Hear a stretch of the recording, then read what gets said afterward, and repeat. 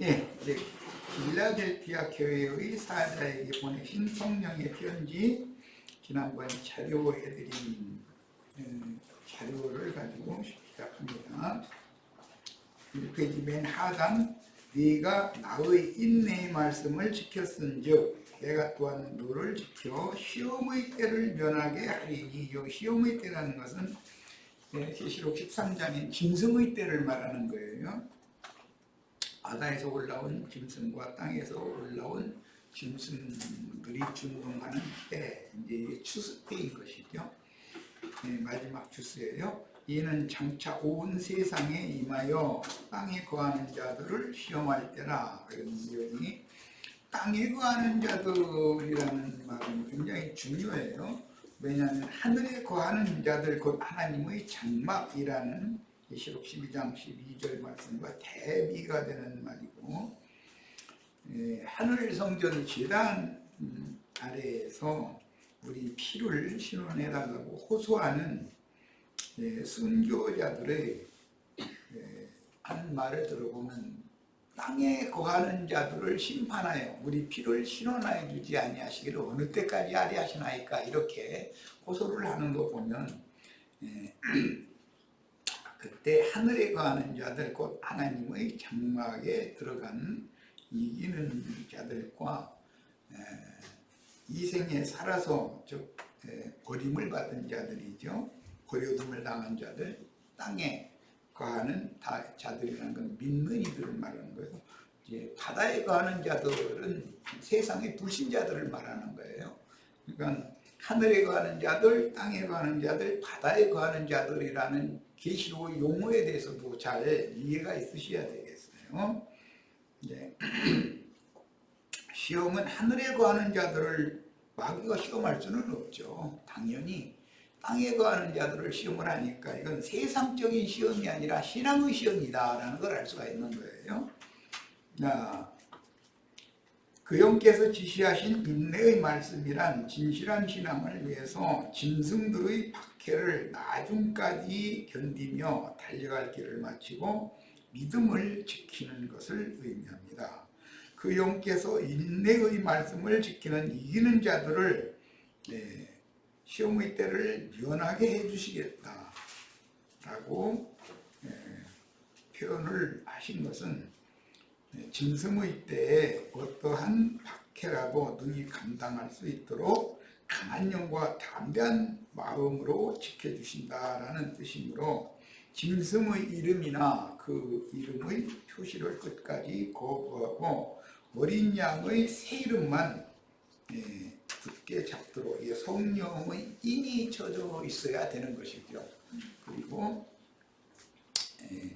주님이 보내신 그 주민들에게 가르침을 받되 해물의 낯을 피하여 광야의 자기 곳으로 데려감을 받아서 그곳에서 청년 남자로, 즉 하늘의 군대로 징집될 수 있도록 강건한 영과 담대한 마음으로 길러서 하나님의 군대로 징집해 준다라는 말이니까, 하나님의 군대는 하늘의 미카엘의 군대가 되게 해준다라는 뜻이에요. 그런 의미에 대해서 이해를 잘 하셔야 돼요. 하늘의 군대가 되려면 당연히 누구의 장막은 벗고 주의 품에 데려감을 받아서, 그때는 이제 부활의 때이기 때문에 음부를 거칠 필요도 없이 승천, 첫째 부활에 참여하여 이기는 자로 승천해서 미가엘의 군대가 되어져 가지고 용의 군대와 하늘에서 전쟁을 치르는 사람, 그런 새 사람이 되는 거예요.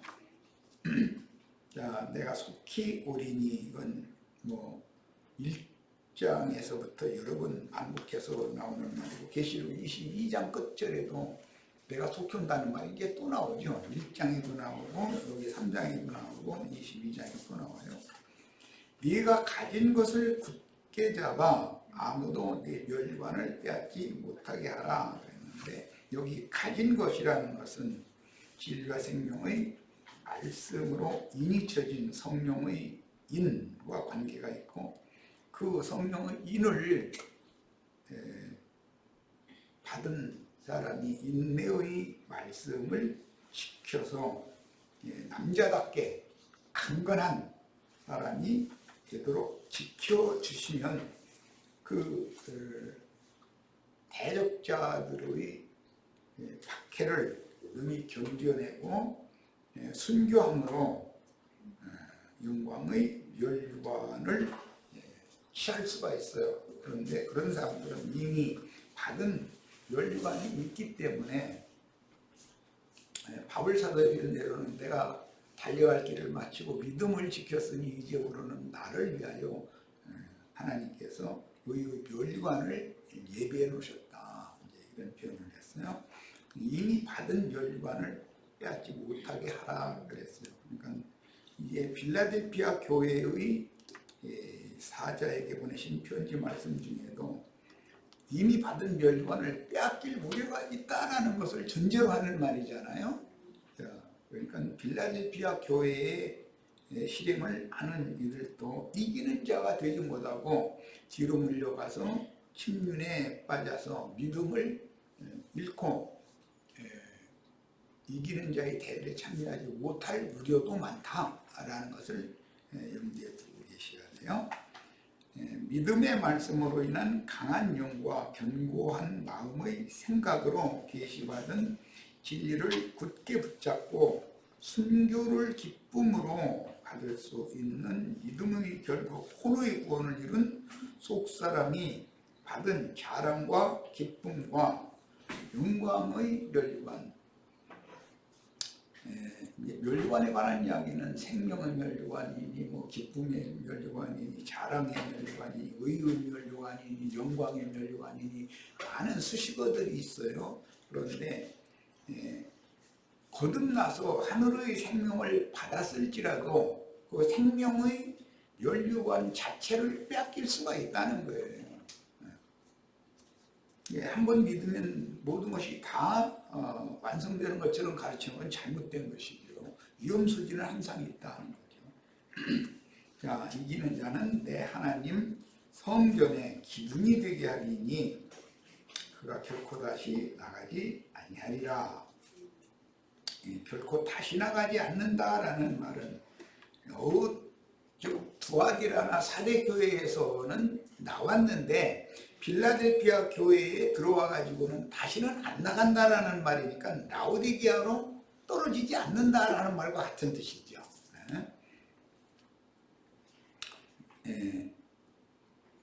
주님의 성전 기둥은 보아스와 야긴으로 상징이 되었으며 하늘에 기록한 장자들의 교회의 증인들이 되게 해주신다라는 약속이다. 하나님의 성전이 기둥이 되게 한다라는 말은 주님의 교회, 주님의 나라에서 주님께서 크게 유용하게 쓰시는 기둥 같은 장로로 세워주신다, 그런 뜻이에요.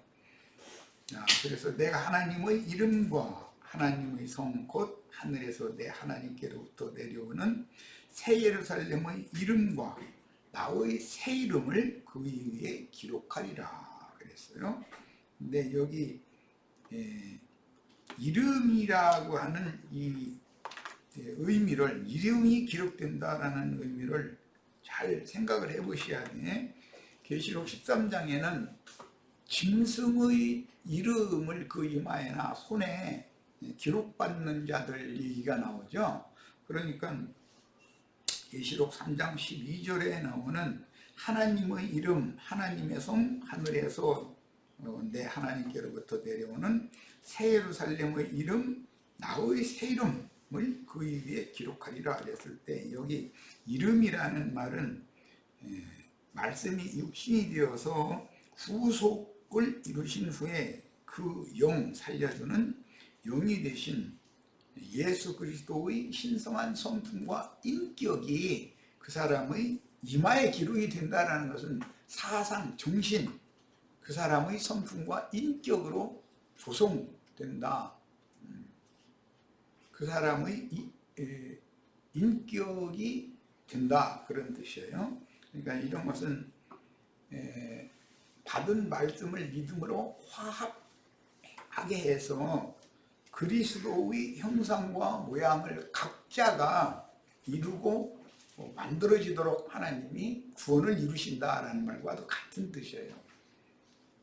모두 이게 오늘이 아니라 이번 토요일과 일요일 이제 히브리 사람의 하나님, 이스라엘인들의 그 하나님의 이름에 관해서 이제 증집회를 하게 될 거예요. 그 출애굽기 3장에 나오는 말이죠. 그 이름이라는 말은 그 사람 자체다 이거예요. 또는 하나님의 이름 하면 하나님의 그 자체, 하나님 자체예요. 그 이제 인격, 그분의 성품을 말하는 거예요. 자, 주님의 성전 기둥 이야기는 솔로몬 성전문에 보아스와 야긴이라는 두 기둥이 세워져 있었죠. 그런 것처럼 주님의 교회는 주님의 집이기 때문에 주님의 집인 성전 문 앞에 기둥을 세우는 것은 그 성전의 얼굴이고 그 성전의 영광이다 이거예요. 그러니까 어떤 교회는 하나님의 집이 하나님의 성전인데 어떤 교회의 기둥 같은 증인들, 그 사람들은 주님의 교회를 대표하는 주님의 영광의 얼굴 모습과 같은 거다. 간판이다 이거, 간판. 어떤 큰 건물 앞에는 큰 간판이 있게 마련이잖아요. 그런 개념이에요. 그 다음에 하나님의 이름이라는 말은 신의 영광, 출애굽기 33장에 나오는 말이죠. 하나님의 모든 선한 형상, 하나님의 영광스러운 얼굴이라고 구체적으로 여러 가지로 표현을 했어요. 그 다음에 새 예루살렘의 이름은 계시록 14장에 시온산에서 계신 어린 양께 올라간 신부에게 주시는 하나님께서 주시는 영광이에요. 이름은 그 주신이 영광스러운 교회의 모습, 새 예루살렘의 이름이라는 것은 아름답게 꾸며진 신부의 모습 자체를 말하는 것이다 말이에요. 그 다음에 주님 자신의 새 이름은, 새 이름이라는 말은 굉장히 유의해야 되는데, 인자 예수의 이름도 사람이 진 게 아니죠. 마리아에게 천사를 보내서 계시하시기를 명년 이만 때 네가 아들을 낳을 텐데 그 이름을 예수라 하라라고 하나님이 이름을 지어줘 가지고 지시받은 대로 예수라고 이름을 지은 거예요. 그런데 이 예수라는 이름은 구약 성경에는 여호와, 여호수아, 호세아와 같은 그런 뜻이에요.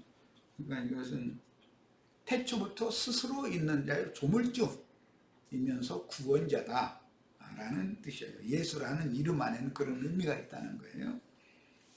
자, 신이 부여하신 사람 천사의 대표이신 그 그리스도의 존귀와 어미, 예수님의 그 영의 영광, 그리스도의 형상, 얼굴이 주님의 새 이름이에요. 인자 예수는 죽으러 오셨지만 그 영은 죽음이 없는 분이에요. 예수가 그 영이 되신 것은 하나님의 모든 예언을 이루어서 율법을 완전하게 성취시킨 그분의 성품과 인격 자체, 그분의 살아있는 존재 자체를 의미하는 거기 때문에 주님의 새 이름이라고 하는 것은 실제로는 또 다른 보혜사요 그 영이다 이제 이렇게 돼 있어요. 인자 예수가 그 영이 되시는 얘기를 하는 거죠 지금. 자, 귀 있는 자는 성령이 교회들에게 하시는 말씀을 들을지어다 그랬어요. 본문에서 귀 있는 자란 영적 할례를 받은 귀를 가진 성도를 의미하므로 구약 성경에서는 남자가 8일 사내 아이를 낳으면 8일째 되는 날 성전에 데리고 가서 그때 당시의 당직 그 제사장에 의해서 할례를 행했어요. 그리고 그 이름을 이제 받죠. 그런데 이것은 선지자들이 해석할 때는 마음과 귀에 할례를 받아야 된다 이렇게 해석을 했어요. 그러니까 사람의 손으로 육신이 몸에 행하는 할례는 하나의 표상일 뿐이고 실제로는 성령의 말씀을 듣고 마음과 귀에, 마음의 귀를 말하는 거예요. 마음의 귀에 할례를 받는 거예요. 영적으로 할례를 받는 거예요. 그래서 옛사람을 이제 끝내는 것을 의미하는 거예요. 그런 의미를 사도행전 7장 51절에서 스데반 그 형제께서 마지막 고별 설교를 할 때 자기 동족 지도자들에게 목이 곧고 마음과 귀에 할례를 받지 못한 사람들아 라고 표현을 했어요.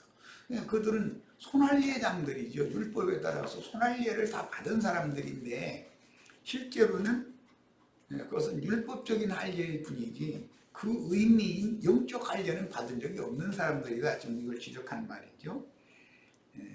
너희도 조상과 같이 항상 성령을 거스르는도다. 그랬어요. 성령을 거스르는 죄는 이 세상뿐 아니라 오는 세상에서도 절대 사면을 받지 못한다. 그랬어요. 그때 당시 스데반에게 이런 선고를 받은 유대교 지도자들은 여호와 하나님을 그렇게 열심히 잘 믿는 것처럼 그렇게 행세했지만 실제로는 이 세상뿐 아니라 오는 세상에서도 그들은 사면을 받을 수 없다라는, 이것은 스데반의 입을 통해서 하나님의 재판대에서 지금 선고하는 말이거든. 형을. 그런 의미를 잘 이해를 하셔서 어떤 교회의 인도자, 또 주님이 보내신 종들에게 저주의 말씀을 선고받는 것이 얼마나 중요한 문제인가를 잘 깨달으셔야 돼. 근데 물론 이런 걸 아는 주님의 종들은 아무에게나 함부로 이게 어떤 형벌을, 저주를 선고하는 말을 함부로 하면 안 되죠. 자기의 육적 무슨 권위나 무슨 자아를 세움을 받을 요량으로 남을 함부로 정죄하고 판단하고 그런 거를 하면은 하나님께서 나에게 예를 드는 거예요. 저주의 말을 들은 사람에게서는 그 저주가 응하지 않도록 메아리처럼 되돌아오게 만들면 내 입에서 나간 말이 나를 저주하게 될 거기 때문에 신중히 생각해서 저주의 말을 해야 되는 거죠. 우리 형제 자매님들은 그래서 누구와 뭔가 인간적인 관계 때문에 함부로 저주의 말을 내뱉고 그런 것은 지양해야 되고, 항상 축복의 말을 습관적으로 하는 것, 이런 것을 입의 말이 곧 그게 씨인 것이고, 입의 말은 씨가 심어지면 당연히 열매를 거두게 마련인 것이니까 그런 걸 잘 신중히 생각하셔야 돼요. 자, 빌라델피아 교회의 시기는 로마 천주교에서 개혁한 영국 국교인 성공회와 왕실의 보수적인 견해에 맞서서 청빈한 신앙으로 교회 개혁을 완성하려는 형제들에 의하여 일어난, 그러니까 개신교로 개혁을 일으킨 종교개혁 이후에 또 한 번 개혁이 또 있었다는 거예요. 왜? 개신교계의 그 종교개혁은 국교제도를 하다가 나중에는 교파, 교단 제도로 흘러가 버렸잖아요. 그래가지고 그렇게 되다 보니까 이제 국교 제도에서는 나라에서 월급이 나오니까 뭐 큰 문제가 없다가 나중에 시간이 지나면서 국교 제도가 교파교회 제도로, 그 다음에는 교파에서 탈퇴해가지고 개인이 세우는 교회로 지금 발전을 해온 거잖아요. 처음에는 다 무슨 교단의 명의하에 교회 개척을 해요. 그러다가 자기 세력이 커지면 자기가 스스로 교단을 별도로 만들어버리는 거예요. 그리고는 교단 총회나 노회나 이런 데 참석도 않죠. 회비도 안 내고 이제 그렇게 한 것이, 그렇게 발전한 것이 그들의 볼 때는 발전됐다고 볼지 모르지만 주님이 보실 때는 그건 타락한 거다 이거예요. 결국은 국가에서 보수를 주지 않으니까 자기가 불러모은 신자들한테 돈을 긁어내는, 그것만 날마다 연구를 하는 거예요. 그리고 또 그쯤 되면은 성경이 이상하게 돈 받아내는 얘기만, 그 사람이 성경 읽고 그것만 눈에 띄어. 그렇게 돼 있어. 이게 성경이라는 것은 어린아이가 읽으면 어린아이들이 받아들이기 좋은 말씀으로 읽혀지고, 청년들이 읽으면 또 그 수준 사람들이 받아들이기 좋은 말씀으로 읽혀지는 거예요. 장성한 자가 읽으면 장로 형제들에게 하신 말씀으로 또 읽어져. 성경이란 다 그런 거예요. 그런 특징이 있어서 마귀도 반드시 하나님의 말씀, 성경을 인용해 가지고 미혹을 하는 것이다 라는 말이에요. 그래서 광명의 천사로 가장에서 나타난다는 거잖아요. 어둠의 천사로 나타나면 누가 그 거짓 선자를 따라가겠어요? 광명의 천사처럼 나타나니까 많은 사람들이 휩쓸리고 따라가고 흔들리고 이 난리를 내는 거죠. 그런데 개신교계의 타락은 너무 쉽게 됐기 때문에 불과 한 200년 지난 후에 퓨리스타니즘이라고 해가지고 이 청교도주의라는 것이 또 일어났다 이거예요.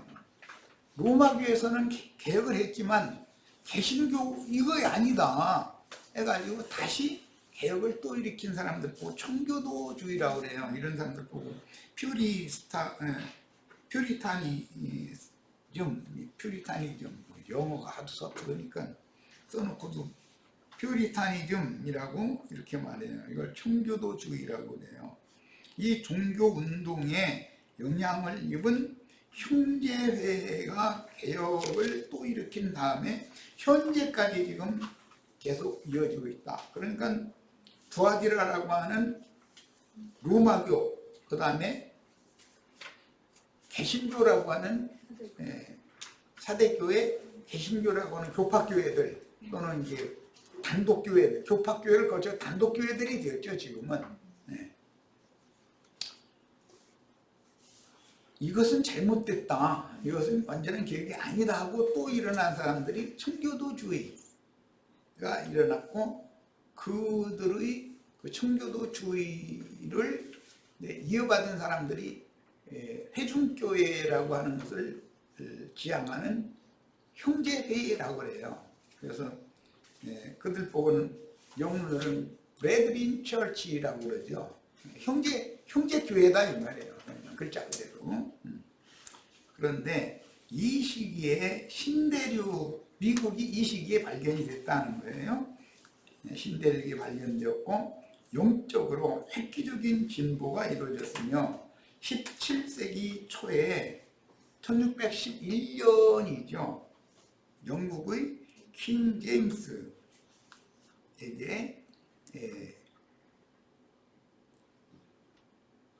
구약 성경이 히브리어와 아람어로 되어 있던 것을 헬라의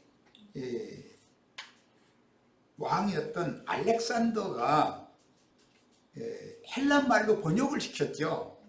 그것이 나중에 헬라어로 번역된 성경을 영어로 재번역을 하게 한 거예요. 이게 이제는 헬라 시대가 아니라 영국 시대가 왔다 그 말이지.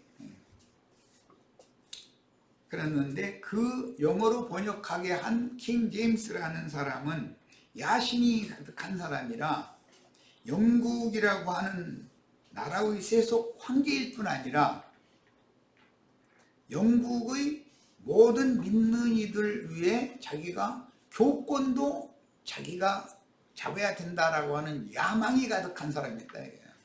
그러다 보니까 이제 그 퓨리타니즘, 이 형제회 계열 사람들이 국왕에게 처음에는 순종을 하다가 나중에는 이건 아니지 않습니까 하고 이제 반기를 들게 된 거죠. 그러니까 오히려 이제 박해를 하는 거예요.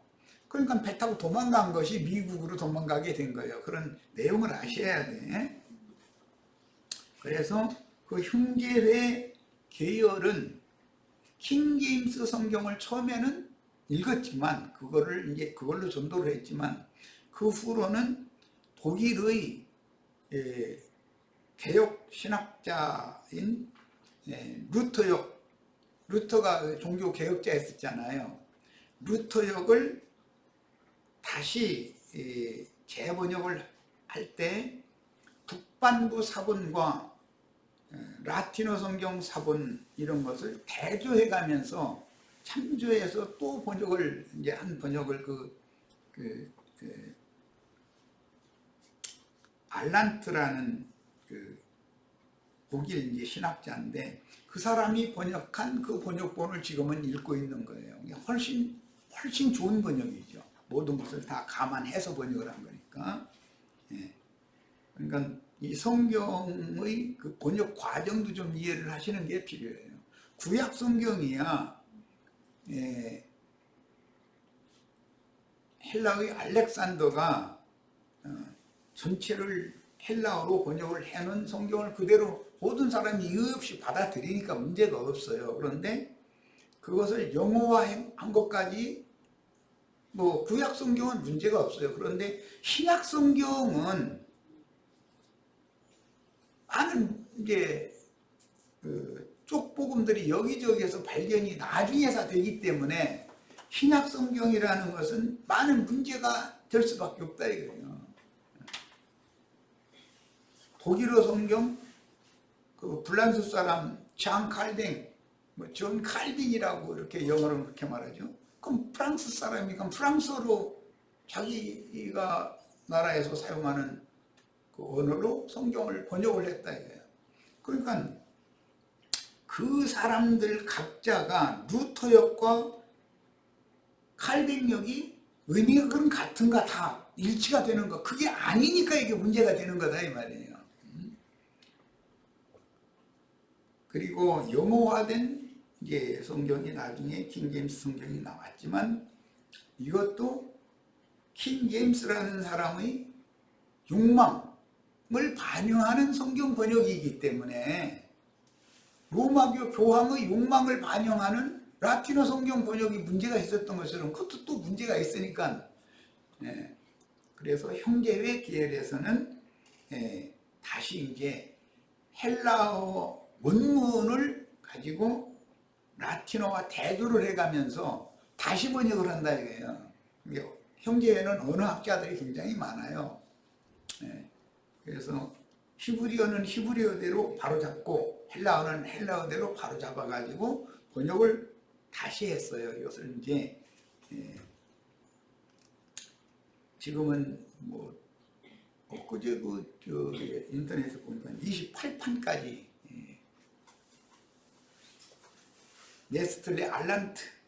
네스틀레라는 사람과 알란트라는 이 사람들은 이제 독일 신학자들인데 그 사람들이 번역한 번역본이 28판까지 나왔다는 거예요. 그러니까 얼마나 책이 많이 팔려나가고 있는지를 알 수가 있는 거죠.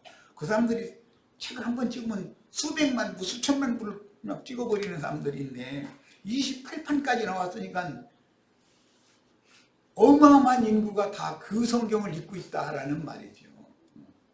우리도 그래서 내가 이제 엊그제 그 성경이 한글로 번역돼서 나온 것이 회복력 성경이라고 나와 있어요. 그래서 그걸 구입해서 대조해 가면서 읽어라. 그렇다고 해서 나는 뭐 회복력 성경이라는 것을 100%막 신임하고 그런 사람도 아니고 또 사람 한 건데 오류가 있을 수가 있죠. 그러나 대조를 해서 읽으면은 말하고자 하는 의도를 명확하게 알 수 있으니까 하는 말이에요. 그리고서 뭐 내가 읽는 성경만이 이건 말이야 100% 오류가 없다 이런 식으로 주장하면 안 되는 거죠. 하나님의 말씀이라는 것은 하나님 자신이 성령을 통해서 해석해 주는 말씀이야 가장 정확한 건데, 그러려면 모든 그 성경 많은 번역본들을 대조해 가면서 이렇게 흐름을 따라서 전후 문맥을 따라서 읽으면 자연히 영감이므로 이게 무슨 말이라는 걸 알게 돼 있거든. 그런데 어떤 한 구절이나 한 단락 그것만 가지고 막 주장하고 세우고 이런 식으로 되면 독선에 떨어지기가 쉽다는 거예요. 우리는 그런 걸 지향해야 되겠어요. 자, 성경 번역 과정에 대해서 잠깐 말씀드렸어요.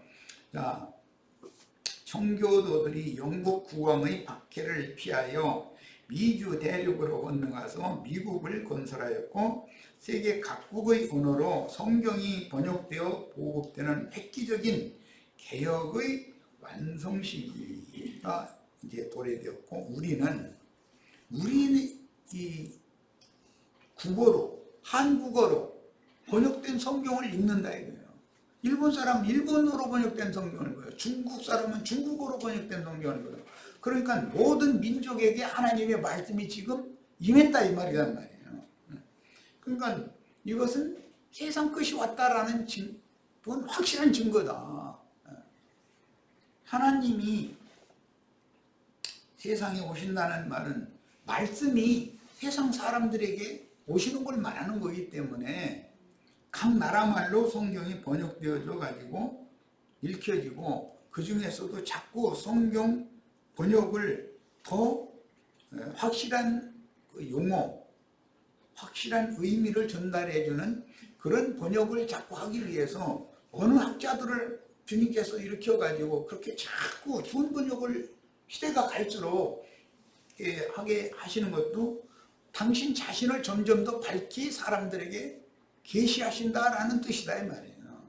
그러니까 이런 관점으로 우리는 성경을 바라봐야 된다. 자, 성경 번역본의 보급은 서방교회의 중심인 로마에서 교부들이 라틴어로 번역하여, 실제는 모든 구원을 위한 말씀은 예루살렘에서부터 시작이 되죠. 그러니까 예루살렘 사람들이 예수님이 오셨을 때 읽었던 그 성경은 헬라어로 번역된, 히브리어와 아람어를 헬라어로 번역한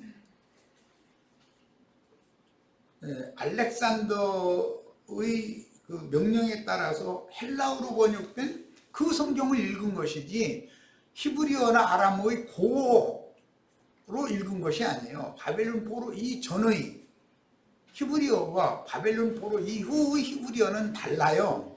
오늘날 우리들이 지금 사용하는 히브리어, 이거는 모세 시대 때, 예를 들어서 아브라함 때 사용하던 히브리어와는 다른 거예요.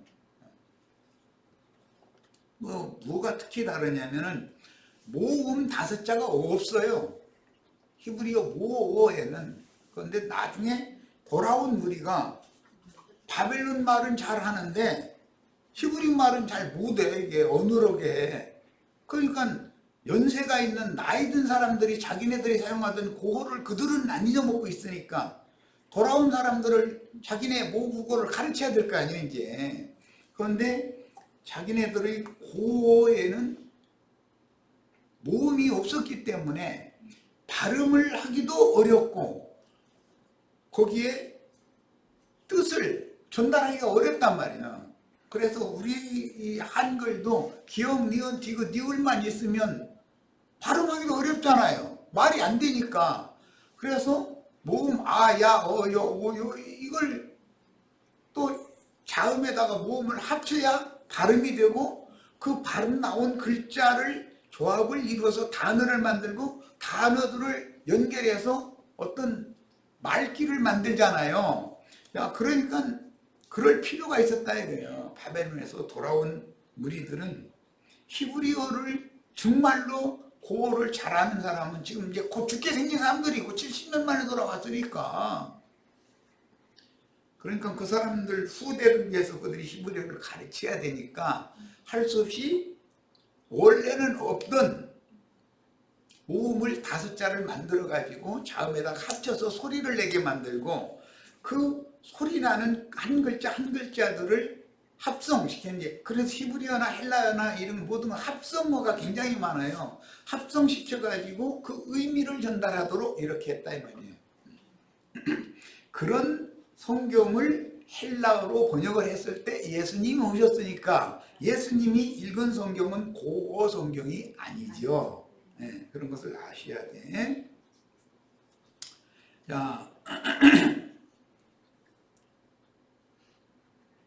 성경 번역본의 보급은 서방 교회의 중심인 로마에서 교부들이 라틴어로 번역하여 배포한 계보와 헬라어권의 동방교회 지역이었는데 로마교의 영향으로 전 세계 대부분의 지역에는 오류가 많은 라틴어 성경이 번역이 되었다. 왜냐하면 버가모 교회가 두아디라가 되려면 교황이 둘로 쪼개져 가지고 서로마교와 동로마교로 나눠져 있었기 때문에 동로마 지역은 거기서는 헬라 지역이란 말이야. 야, 그러니까 서로마 교권의 교황을 이렇게 세우기 위해서 성경을 의도적으로 어떤 구절을 자기네들이 원하는 단어를 사용해서 번역을 하다 보니까 라틴어 번역에는 교황을 위주로 하는 번역이 당연히 나오겠죠. 서로마 교황을 위주로 삼는. 그런데 동로마교는 또 라틴어보다는 헬라어를 사용하는 번역이었기 때문에 동로마교 교황은 성경 번역을 자기를 이렇게 중심으로 삼아서 전 세계가 하나가 종교 통일을 하기 위한 야심이 반영되는 번역을 하겠죠, 당연히. 네. 그래서 그렇게 번역이 되었다가 그렇게 이제 반포가 되었다가 개혁이 일어난 다음에는 독일어와 그 다음에 프랑스어와 그 다음에 영어와 그 다음에 영어 성경이 지금은 시리아역이라고 흔히 말하는 시리아 사본, 뭐 사마리아 사본이라고 말하는 이 북반구 사본이라고 그래요. 그 사본이 나중에 발견이 되고 나니까 이 비교 신학이라고 하는 그 신학자들이 나와서 모든 점 하나 획 하나 성경을 다 대조한단 말이에요. 이제 어느 학자들이 나와서 나는 뭐 그런 사람들의 지식을 따라갈 수 없기 때문에 이제 이런 내용이나 가르쳐 드리지. 내가 뭐 헬라어 히브리어를 점 하나 획 하나 이 점을 이렇게 찍으면 무슨 뜻이고 또 아래에서 위로 찍을 수도 있고 뭐 이렇게 대각선으로 줄을 그을 수도 있고 이제 여러 가지의 그 표기가 나오는데 그런 걸 내가 무슨 재주로 다 알겠어요. 그냥 상형 문자에서 온 건데. 그런데 그런 것을 유적이나 토판이나 석판이나 뭐 땅속에 묻혀있던 어떤 이름을 다 추적해가지고 그거 해독하고, 그러니까 그 사람들 참 굉장한 사람들이죠. 그런데 그런 사람들이 그렇게 연구를 해서 이렇게 좋은 번역을 해주면 우리는 그냥 가만히 앉아서 돈 몇 푼 내고 사다가 그냥 읽으면 되는 거예요. 하나님이 그들을 그렇게 쓰신 거죠. 누구를 위해서? 우리들을 위해서. 전에 내가 그래서 이제 예를 들어서 비행기 왜 만들었는가? 나도 아니면 미국으로 전도를 가라고 만들었다. 이게 내가 이랬더니 라이트 형제라는 사람들이 비행기 만들었는데 당신 위해서 만든 거야? 아니 하나님이 나 쓰시려고. 비행기 안 타면 미국 어떻게 가? 그랬더니 이제 하나님은 당신의 말씀을 전파하기 위해서 우주 경영을 그렇게 하고 어떤 때는 어떤 사람을 지혜와 계시의 영을 주어가지고 나침반을 사용해서 항해도 하게 만들고 이런 것이 다 인류 문화의 발전이라는 것은 하나님이 당신의 말씀을 모든 민족에게 전파하게 하려는 목적으로 우주가 경영되고 인류의 그 과학이나 저기 인간 문화가 발전하고 그러는 것이지 아무 뜻 없이 그러는 것이 아니다 이거예요. 그런데 인간들이 인류 문화가 발전하면 불다스리는 기술이 이제 발전을 하다 보니까 온 지구 인류를 한꺼번에 불사를 수 있는 어마어마한 무기를 지금 만드는 그쪽으로만 돈도 그쪽으로 다 쓰고 머리를 그쪽으로 다 쓰고 아니 그 좋은 머리 가지고 그 아까운 돈 가지고 그런 거나 만들고 앉았으니 그 저는 잔뜩 만들어 놓고 김정은이 뭐 너는 만들면 안 된다 그러면 이거 뭐 동네 깡패요 뭐예요 왜 너는 만들어 놓고 나보고 만들지 말라고 그러냐 네가 나한테 내가 안 만들고 있으면 네가 나한테 쏘면 나는 맞대응을 못 오는데 그러면 나만 죽으란 말이냐고 그 사람 행복이 만들지 말라고 해도 그 사람은 안 들어요. 난 이미 나 같아도 안 들어. 바보야? 자기는 잔뜩 만들어 놓고 너는 만들면 안 돼. 그러면은 내가 스튜디오 너한테 이거 다 해서 불받아 만들어 버릴 거야. 그 뜻이잖아. 그런데 꼬는 놈속인데 누가 그 말을 들어? 나도 안 들어 그렇게.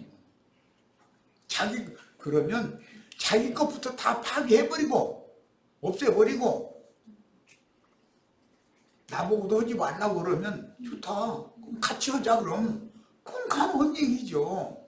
그런데 자기 건 잔뜩 사방에다 싸놓고서 누구 하지 말라고 그러면 그 말이 돼 그게?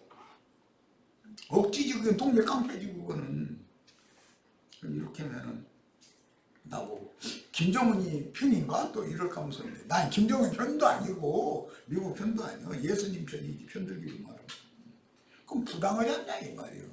뭐든지 사람의 판단이 있지. 이방인들에게 바울과 바나바가 파송되어 전도의 관문 역할을 했던 안디옥 교회의 신앙 노선을 잇는 개혁자들인 독일의 성경학자들이 번역하여 배포한 계보의 성경에는 두 노선이 있으므로 처음의 종교개혁자였던 루터, 그 다음에 칼뱅 이런 사람들이 번역한 번역본들이 있었어요. 그때 당시는. 그러나 지금은 네스틀레나 알란트 이런 사람들이 번역본이 더 정확하고 확실하다 이거예요. 그 사람들은 조금 근거를 대가면서 이런 독판이 나왔는데 이것이 이런 글자, 이런 의미를 말하는 그건 이제 상용 문자니까 뭐 그림식으로 되어 있는 문자니까 이런 뜻이 나오고 증거를 대가면서 성경을 번역을 해서 내놓는데 어떻게 할 거예요? 그 말을 우리는 그런 지식도 없고 그 말 받아들여야지. 이해되셨죠? 지금 뭔 얘기인지. 그렇다 해서 그 사람들이 그럼 신이냐? 그도 사람들이니까 오류를 범할 수 있는 거죠. 그 사람들이 해석은 100% 맞다라고 말하면 그 사람들이 신이다 그 말인데 그러니까 우리는 그 사람들의 수고를 받아들여야 되지만 문맥의 흐름을 따라서 다른 성경 번역본과 대조를 해가면서 읽으면 차이가 있게 되는데 엊그제 마침 이제 이해하고 마칠 거예요. 마태복음 21장 거기 보면은 이 네스트레 알란트 이 번역본 그 계보 그 위에는 이제 킹제임스인데 그 계보에는 맏아들 보고 너 포도원에 들어가서 일을 해라. 그러니까 처음에는 실소이다 했다가 나중에 들어갔다고 돼 있어요. 들어가서 일을 했다고 돼 있어요. 그런데 라틴어 성경을 번역한 모든 번역본들에는 맏아들 보고 그걸 지시를 하니까 네 하고 일하겠습니다 하다가 안 들어갔다고 돼 있어요. 그럼 이게 개념이 완전히 반대가 돼버리는 거 아니야. 그러면 이것을 해석을 못해.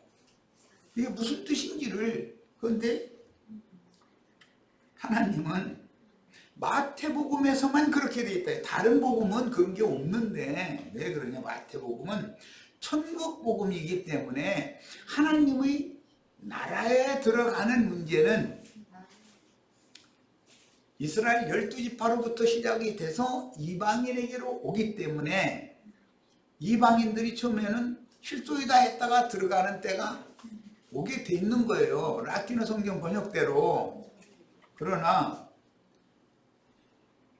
오는 새 세상인 천국에 회복되는 문제는 이방인들의 구원을 위해서 이스라엘 12지파 중 얼마를 가지를 쳐내는 시대가 앞서서 오고, 이방 교회의 마지막 추수 이후에 오는 그 천년이 찰 때까지 새 시대에는 인마진 이스라엘 12지파가 마다들이 회복이 되는 때이고, 이방인 중에서 구원받았다 하는 자들이 오히려 버림을 받는 때가, 시대가 바꿔지기 때문에 개념을 이해를 하셔야 된다 이거예요. 성경에는 오류가 있을 수가 사실은 없는 거예요. 사람이 깨닫기를 엉뚱하게 사람의 생각대로 깨달으니까 이게 문제가 되는 거예요.